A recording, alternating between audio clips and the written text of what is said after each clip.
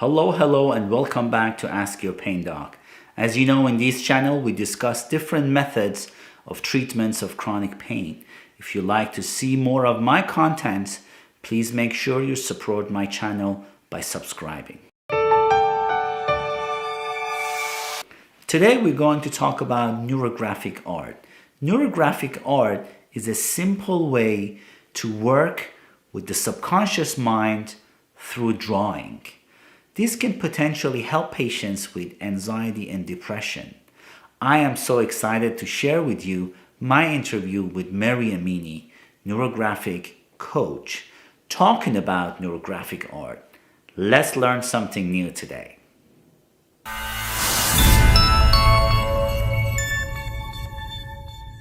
So, Mary, thank you so much for your time and welcome to Ask Your Pain Doc. Would you tell us more about yourself and what you do?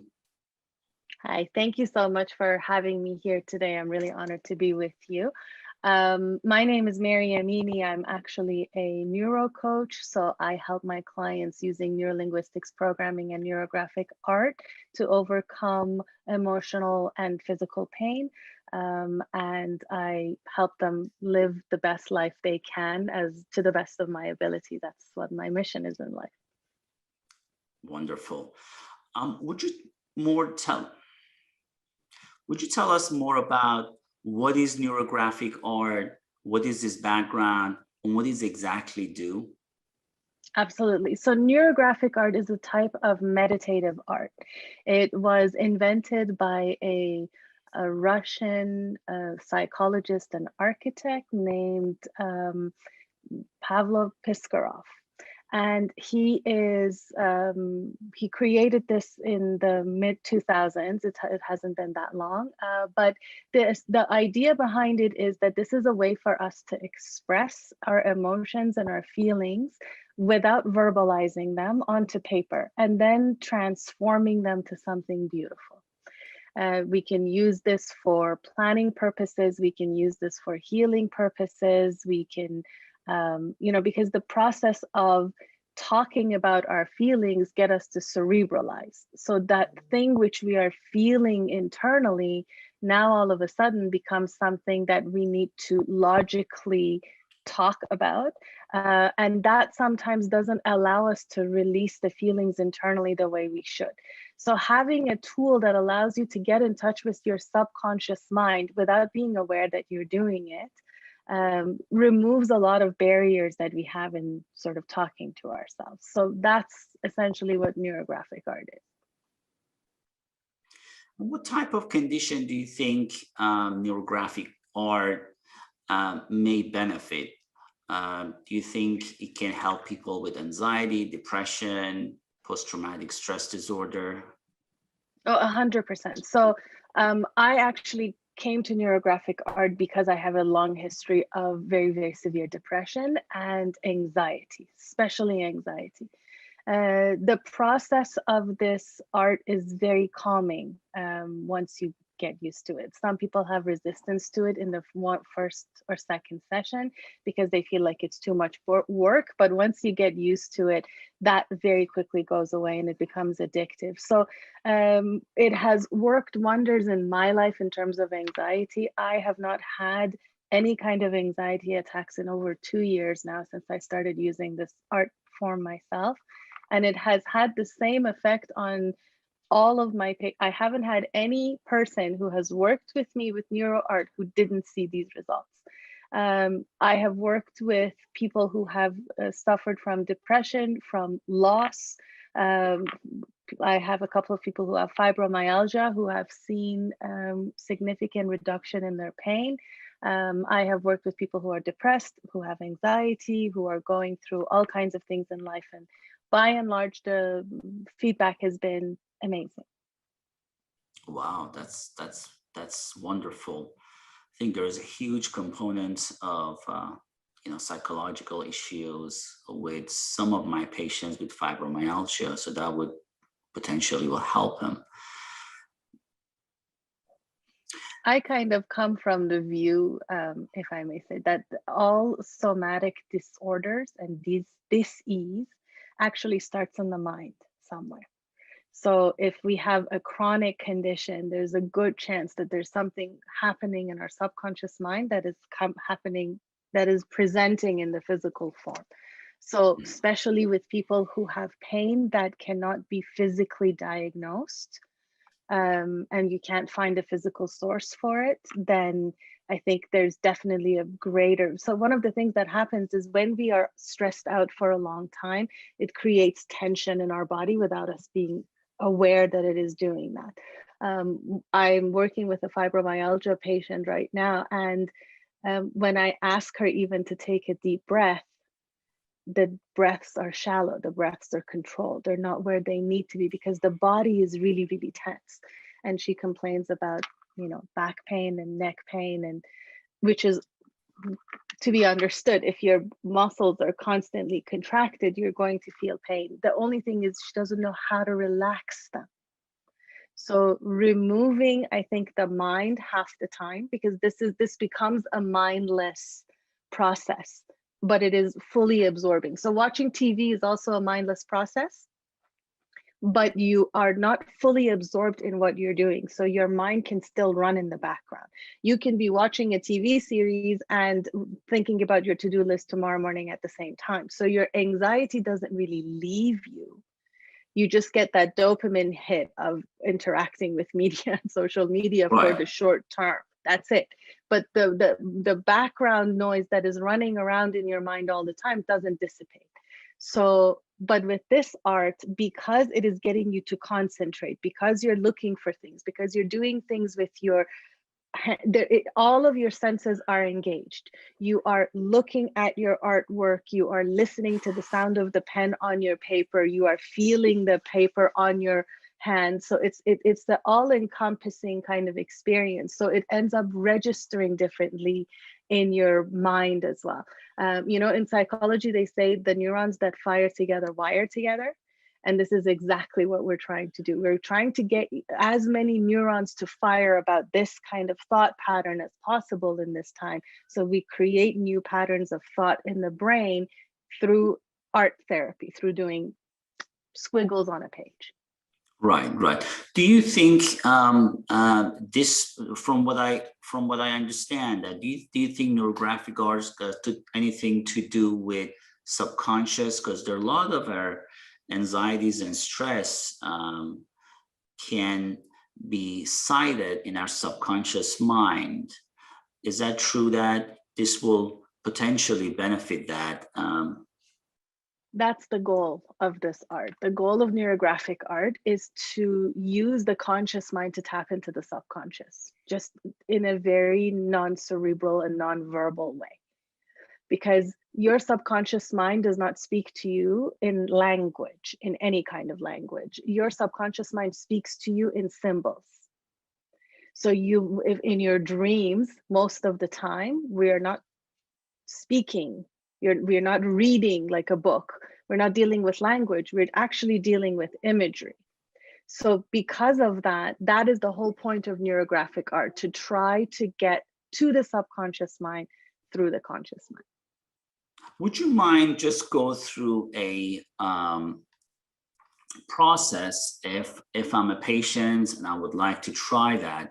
Do you do any type of assessment before, and how many sessions they have to try this before they see any result? Would you mind just go through the process with us? No problem.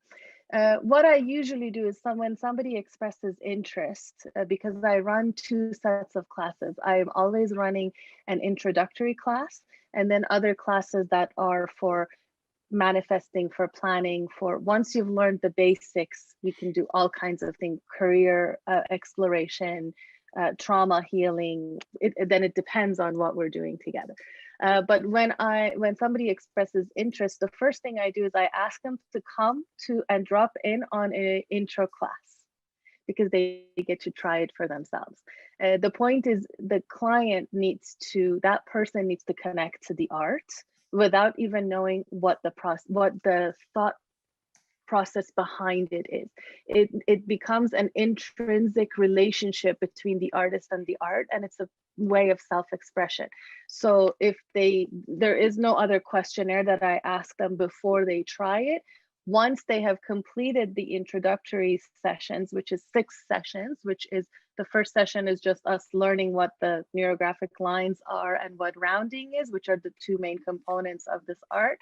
And then the next 5 weeks, we just work on releases, which is we go into a 5-minute meditation. We kind of connect with what it is that we want to release: frustration, anger, resentment, argument with the wife, with the kids, doesn't matter what it is. So hold on to that, identify that feeling in your body. And once you have that, we express that on paper by like squiggling really hard on the paper. And then we spend some time working on that, and it ends up being something completely different than the end. I need to try that to see if I can be a better dad for my kids, especially during COVID. We can absolutely try a session Yes. together. We can do a release together today. Yes. I wanted to take you through, if you don't mind, showing you first what the lines are. Absolutely. So I'm so excited to see that. And then we can do an actual release. Perfect. We're looking forward to that. Fantastic.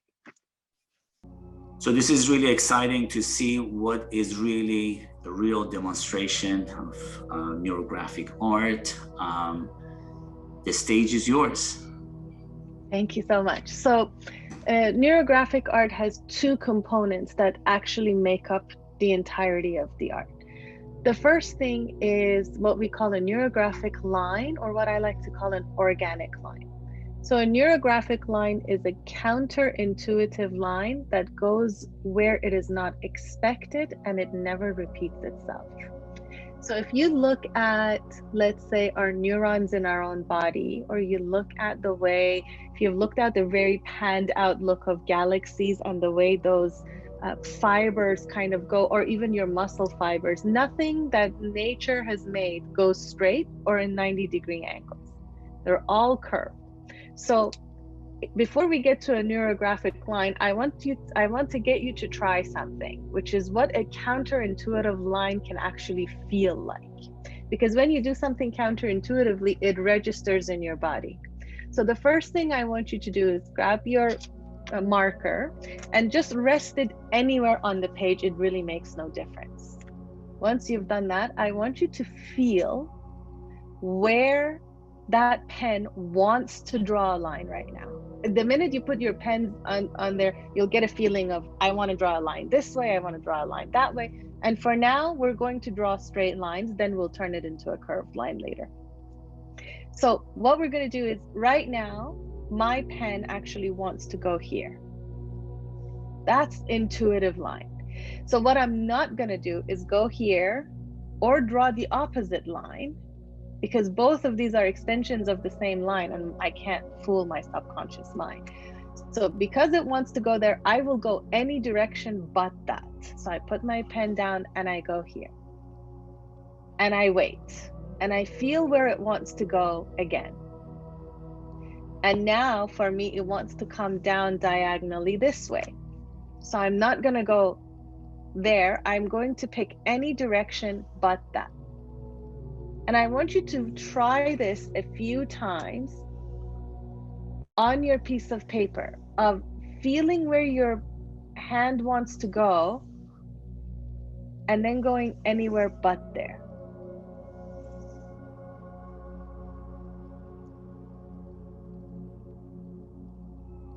Especially when we do this slowly, it feels very uncomfortable in our body. People experience it as knots in their stomachs, the heaviness in the chest, pressure in the shoulders, or stiffness in the shoulders.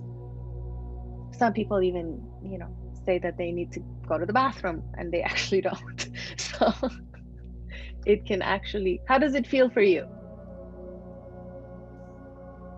It feels a little bit odd because I have to fight myself a little bit, and It's pretty interesting. It's just like I want to go to the corners that is not filled, and it just, but I have to think and fight it. So it's pretty interesting. So this is us tapping into our subconscious. Our subconscious is telling us something in that moment. The moment you put your pen down, your subconscious wants to tell you something. Go here. This is where. And when you say no, actually, you pay attention to me. This is the opening of that dialogue. So when we draw a neurographic line, which looks nothing like what's on the page, we actually do this process a lot quicker. So a neurographic line is a counterintuitive line. At any point that I'm drawing, I'm actually telling my pen where to go. It is a curved organic line. It goes where it is not expected, and it never repeats itself. But in the whole process, I'm not following the pen. I'm telling the pen where to go, because at every point on this line, I'm paying attention to where do you want to go, and I will go anywhere but there. Okay, that is what a neurographic line looks like. Now, if you look at this in nature, things grow this way. They don't grow in a linear pattern, right? We don't have angles like this in the universe. These are man-made. In archaeology, actually, when we find especially 90-degree angles, that's how we know something is man-made, because Mother Nature curls everything. She doesn't give us sharp edges, right? So try a couple of neurographic lines on your own paper and see how you feel with neurographic lines.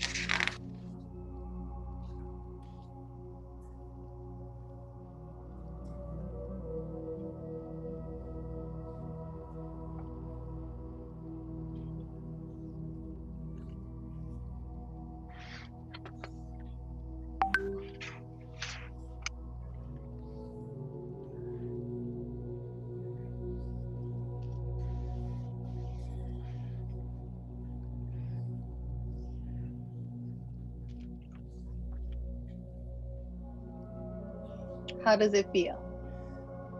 I never, I always think about what I'm going to do when I keep the pen. So I feel like you really have to fight yourself to move that in another direction, which is pretty interesting. Right. So one of the things that happens is we are creatures of habit. Our brain, especially our conscious brain, is a pattern making and label making machine. So some of the things that we do, as soon as I say to somebody, start drawing curved lines, we start to see this or this or this. These are not a neurographic line because they are repeating themselves. The most important thing about a neurographic line is it goes where it is not expected and it doesn't repeat itself. So then a neurographic line can look like that. Mine came something like this. Great. That's fantastic. That's absolutely great. So there are once we get into algorithms, which is where we actually put things on paper and put intention behind it, there are certain rules we follow, such as we don't create loops, we don't go backwards, because the way that neurographics looks at lines is that every line we draw is a flow of energy. So if we create a situation where this flow of energy is going backward on itself, then in life we're traveling backwards. And we don't want that. We want to always progress forward. So in neurographics, even if we are temporarily moving backward, we'll end up going forward again.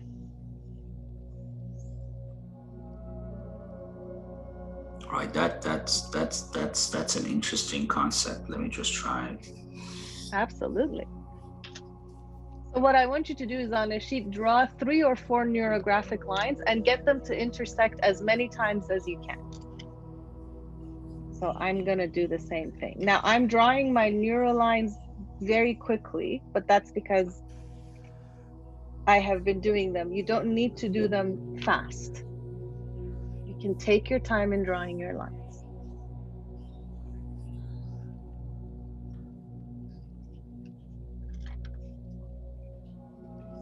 feel like one of the, I think subconsciously I'm trying to fill up the empty gaps. So subconsciously my pen goes through to fill that area. And I think not, it doesn't cause anxiety, but I think it just pressuring me to feel those areas. And it's hard not to go there. So we never leave anything empty. So even if I have, let's say my original thing was this, my catharsis or my release was this. One of the things we actually do in neurographic art is we don't want voids. So once I have, let's say, rounded this algorithm, what I would actually then do is take these lines and make sure that the entire page is somewhat covered evenly. So we would get to your concern anyways later on. So once you've done neurographic art once, you know there's not going to be those voids. Those voids will get filled, so you'll have a little bit of an easier time just deciding where to go, because it's just for now.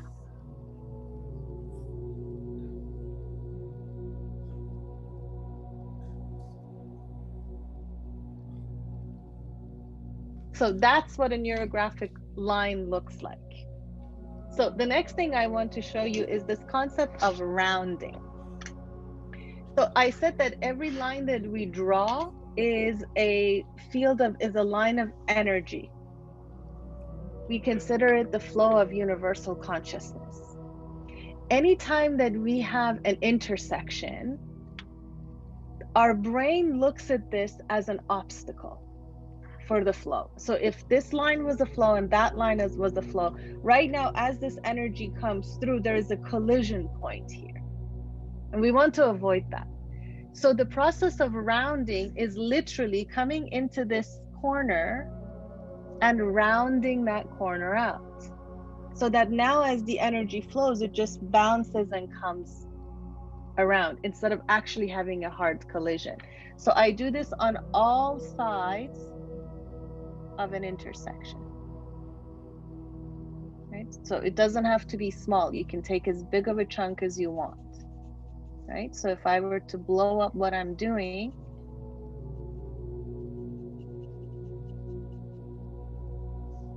this is what rounding would look like.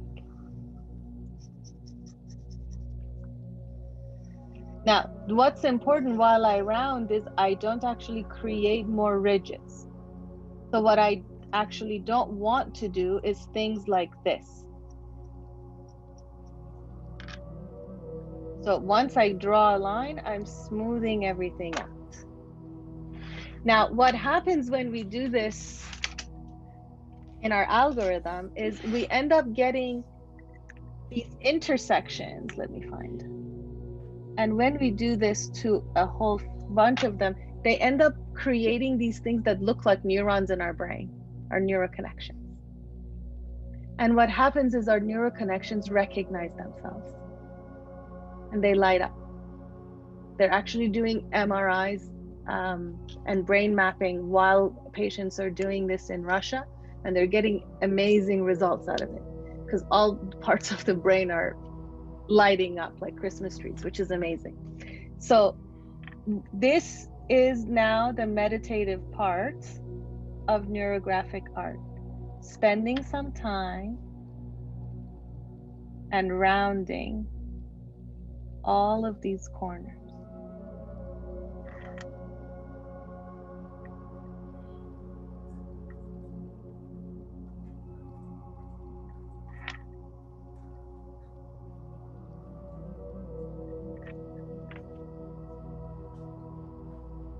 Now, one of the things that some people tend to do when we first start doing neurographic art is when they get to an intersection, because I say round, they put a circle around the intersection, right? But what we want to do is actually create kind of like a clover, because when we create a part of a circle, our brain sees the rest of the circle. If I do this right now, what do you see here? Square. So we are label making machines. So the minute we see this, that's a square. So the minute we see a our brain sees a portion of a circle, it creates that circle in its mind. And circles are full, they're infinity, they are calming, they are completion, they are perfection to our subconscious. So in the process of rounding harsh edges, we're bringing harmony, we're bringing completion, we're bringing peace to all of the sharp edges in our lives. That's what these lines represent. So when we sit and round everything, we're actually calming our mind and allowing our subconscious mind to have access to peace. Now, sometimes what happens is people look at my page and they go, oh my God, that's a lot of lines. That's a lot of intersections. I don't want to do this. I don't have time. I have to cook food for the kids. I have to go pick up laundry. What am I doing? That's the resistance. So the minute that this kind of talk starts happening is because your ego doesn't know what's going on. It doesn't like what's going on. So it will try to distract you in order to protect you. Because it starts to recognize there's a conversation happening here that doesn't involve me. And I don't know what that's going to look like. So I'm going to bring up objections that you're used to that I know will trigger you to make you get up. So the only rule with neurographic art is once we start rounding, we don't get up. We sit until it's done. Because what we don't want to program into our start something and not finish it, because the rounding is the active programming part that we're doing to our subconscious. And we don't want to send the message of it's okay if we don't get anything done. So have you tried some rounding yourself? Yes, let me.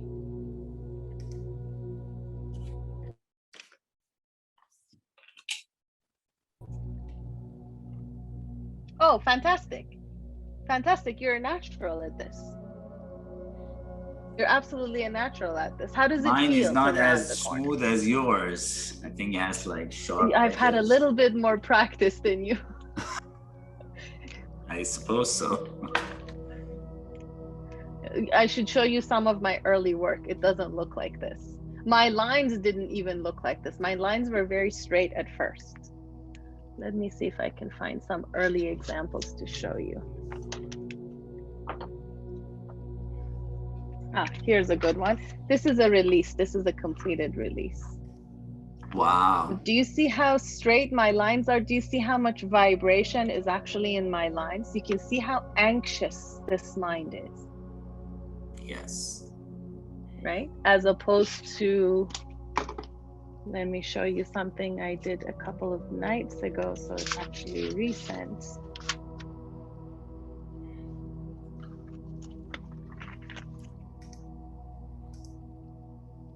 Wow. And when you paint them, how do you choose the colors?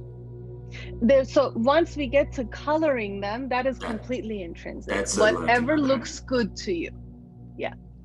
Because what we want to create, the process that we want to create is, especially with a release, which is me taking all of my anger and throwing it on the page, you want it to be pretty in the end, because we're taking something really ugly and turning it into something beautiful. So if I were to show you, I don't know if the lights will catch this enough, but there's actually a pencil mark under this. So if I were to show you the back, probably, you can see where the original release was. Mm-hmm. You can see the pencil mark, right? So that was the original thing that I put on paper, and everything else that has happened is to resolve that, to dissolve that feeling. Right? So the original thing was just, you know how you said I want to fill the corners? So I just threw my emotions in this little box and then expanded it all out. And then you expand. That's very interesting. Right. So that's the calming part of this art. So this is all neurographics is. So even if you were never to do a single algorithm, Even if you were to just draw a bunch of lines and round them while you're on the phone, while you're in a meeting, while you're listening to a podcast, it will increase your absorption. It will slow down your heart rate and your breathing rate. It will allow you to breathe deeper, and it will bring a whole sense of safety to your body, because your mind is now occupied with creating peace. I know I can see that it's quite relaxing. It's a very calming process. Well, now you gave me another relaxation technique. That's awesome. This is great. I am happy to hear that. And then let me just ask you a question. If I'm like, yeah, of course. Here, I feel like this is like, can I just add like lines, just add 100%. So one of the things we do, there's multiple rounds of rounding that we do. So once everything, let's say my whole thing was, and I don't like this shape. I don't like the shape that's up here. You always have the choice to create more lines from any place for any purpose. It makes no difference. The more lines and intersections you have, the better.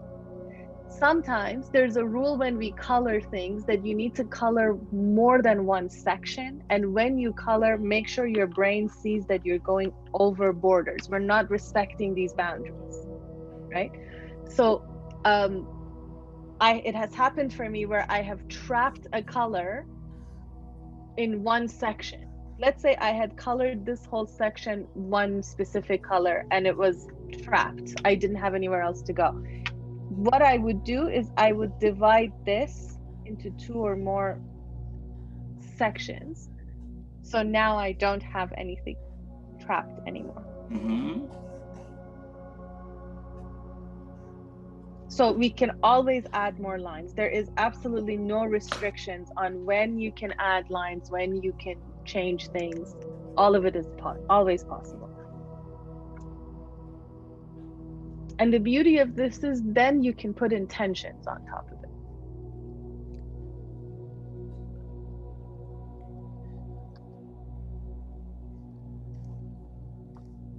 Have you had that anyone with more like obsessive personality, that somebody doesn't like the lines and they want to completely do a brand new one? You do it as many times as you like. So what happens for me is anytime, because I've learned this from teachers, the first time I do any algorithm, I don't like it because I'm learning what's happening. I'm not really sure of the final result. So I will end up not liking my composition. But now that I've learned the algorithm, I can go back and I redo it over and over and over and over again. If there's one thing in this world you want to obsess about without it actually creating a problem for you, obsess over rounding, no problem. So the rules is just you should not go back and focus more on rounding, and this is very interesting. It makes me now obsessed with it. I feel like I need to finish this. So there are algorithms where rounding can take more than one session. So there is one specifically called Tree of Life. I have a few completed, but this is one that I haven't colored yet. So this rounding took me 3 days to do. Wow. So if you want a bigger project, you can, but you see how organic that looks? This really, really looks like the way our nerves run in our body. Like it's just. Yeah, it feels like a very, yes. And this is planning. So all of these words that are in here is intentions for each of these bubbles.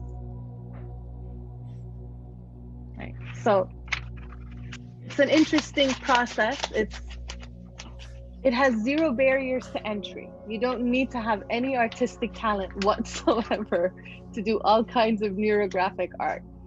if you can't draw a straight line to save your life, Neurographic world was made for you, because you will not make any mistakes. Not that there are any mistakes in this, but So when you have a client, do you just go stepwise each session? You tried one step, and then slowly as they progress. so what happens is when you come to class, especially for intro class, our first class is exactly what we just went through. So we'll just draw lines and we'll just round them. We don't even color them half the time, because just that process can become overwhelming. From the second session on, we do these releases where we talk about, instead of drawing the lines from the beginning, we just do a release. And I want to try a release with you. I want to show you what a release looks like. So if you want to try it on your own, and then we expand them. So the same kind of idea. And then we'll repeat that for 5 weeks. So these classes are group classes. I also have a program, a 12-week program, where we identify an end game and what we're trying to do, whether it's healing, whether it's business planning, whether it's and where we want to be. And every single session, once we go into meditation, that patient will tell me what we're talking about and what we're working on. And that becomes its own organic algorithm for the day. So as we are talking back and forth, because I also do neurolinguistics programming. So I'm programming the brain to talk to itself with language and with art. So that's one-on-one, and that changes every week. There are group classes where we do intro, and then we do a 6-week program of becoming your best self, getting to know yourself, business planning, getting over a breakup, grieving, all kinds of different.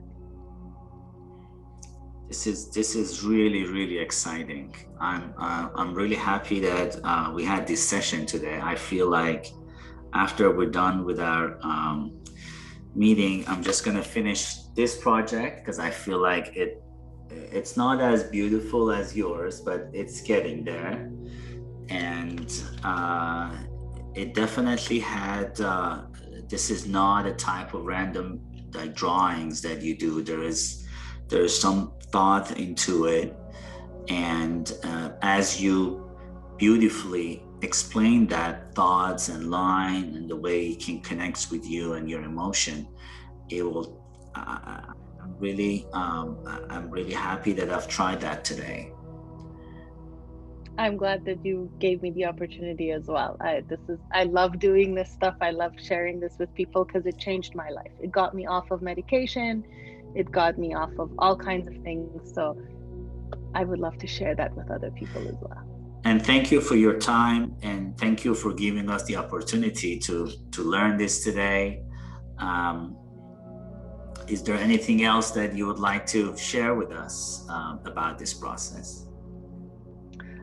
Have fun with it. The limits of it are the limits of your own imagination, and enjoy it. That's the whole point. Be present and enjoy it. All right. Thank you again for your time today. Absolutely, my pleasure. Thank you for having me. I hope you liked our video. Do not forget to subscribe. Please send me your feedback and comments. I will see you all soon.